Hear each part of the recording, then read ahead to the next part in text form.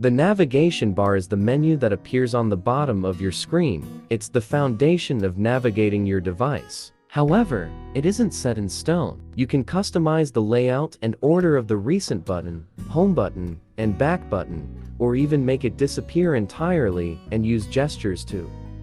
Let me give you more details about it. Go to your device settings. Then go to Display. Then click on Navigation Bar.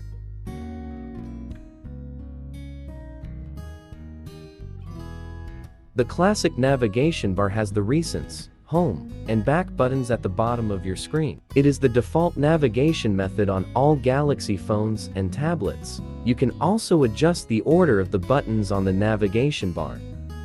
You can use gestures instead of buttons to navigate your device, if that's simpler, or if you just want to remove the buttons from your screen for a less cluttered appearance. You can turn on Gesture Hint for help on where to swipe.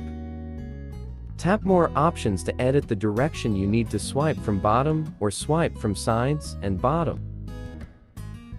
Here are the functions for each gesture. Far right, swipe here to go back to the previous screen. Far left, when you swipe here, your recently opened apps will appear, and swipe up in the center to be taken to the home screen. Turn off Gesture Hint if you want to hide it. It will be the same functions, but no distractions.